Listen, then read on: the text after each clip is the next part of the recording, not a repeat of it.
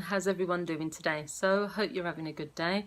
So in this video I'm decided to talk about something that I watched on BBC Three online, and it was about a young boy who through having debt decided to take his own life, and it was called Killed by My Debt. It was a documentary on BBC Three. You can find it online. So I just thought that I wanted to make a video about this because of the nature of the topic.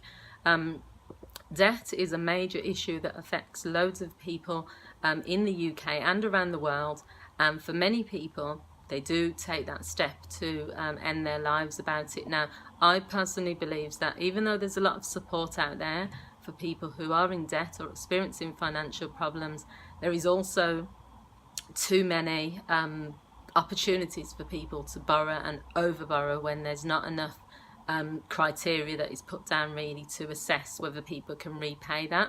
But also there's a lot of shame associated with debt and money problems, and that's what sort of happened in this case. So I'll just give you a brief summary. You probably, if you want to watch the documentary, then you can go online and just type in BBC Three documentary Killed by My Debt, and it will come up. But I just want to give you a summary. It was a young person who was living with his mum and his mum's boyfriend. He wasn't working, but then he got his first job as a courier, and he wasn't earning a lot of money in that role. Now, he also had outgoings associated with the role, so to hire the uniform he had to pay a certain amount every week. He also had to pay towards other fees, and he also only was paid mileage whilst he was delivering the item. So on the journey back, no matter how far it was, he would lose money because he would be putting that petrol money in but not getting paid the mileage. So all of these additional fees meant that he wasn't taking home a lot of money. Now, the first situation that occurred was that he got a fine for driving in the bus lane. Now, I want to say that that's happened to me as well. Because there's new rules now, but they've always been there, but they've been really persistent. If you drive in the bus lane, even to get to to a location, whatever's going on, they will still charge you for that. So he got this fine for the driving in the bus lane, but he didn't pay it. Now, each day that goes past, as you're aware, if it gives you 14 days to make the fine and you don't pay it, then the fees will continue. So that's what happened. He didn't tell anyone about this fine. He continued to work in the same office and get low wages. He then received a second fine for an illegal right turn. So he couldn't pay that fee either. He wasn't in a position where he had enough money.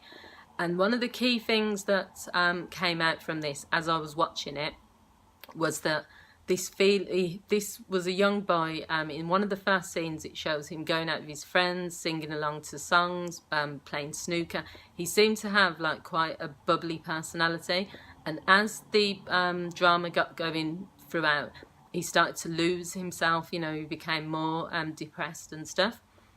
And then what happened then is that the bailiffs arrived at his home, and at this point he hadn't told his mum and his mum's boyfriend what was happening. He hadn't told his brother either. The bailiffs arrived, and he was quite embarrassed. You could see the shame, of the situation. They were saying that they were going to remove his bike, and he knew without his motorbike he wouldn't get work. So he got into a real panic, and he also suffers with asthma. So throughout this documentary, it was showing the physical and the emotional impacts that this, debt was having on him. And then what happened then was that the mum's boyfriend decided that he would pay half of the fine. Now, at this point, it started off as £65 was the original fine for driving in the bus lane. At the point where the bailiffs arrived, it was actually at £1,012. So this was including interest. This was for both of the fines. This was including fees every day that was going past. So it was £1,012. So the boyfriend paid £500, and then there was £512 left. Now, in the scene where the mum's boyfriend paid, the young boy was really, really embarrassed. He was really ashamed. He could hear his mum downstairs and the boyfriend saying, this isn't good enough and all the rest of it. They were supportive, so I'm not going to be critical of them. because they paid half of this fee. They checked if he was okay about paying the rest. There was not really much more they could do, but it was how he felt. He had a lot of shame and guilt was there. There was a lot of denial about the situation. There was a lot of hiding his true feelings. In another scene, his brother comes and sits with him and says, you know, how are you getting on? He does express to his brother that he's struggling because he's not getting enough of an income, but he doesn't reveal about the parking fines. So then the next thing that happened then was that the young person, he got a loan. So he went online and he just got a loan.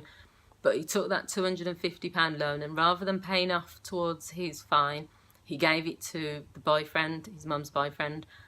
And what I found with this was, I'm talking about this from a counselling perspective, the guilt that he felt by borrowing from his mum's boyfriend meant that he just wanted to pay that back. And you could see that he was putting on a front. He was giving it to the mum's boyfriend and then saying, smiling like as though, you know, I've paid you back. But then deep down, he knew that he still had £512 to pay to the other fine. So he goes up to his room and he's really stressed, and he didn't confide in anyone that, you know, how serious this was getting. He was phoning the company. He was saying, you know, can I pay in instalments? They were saying, no, you can't.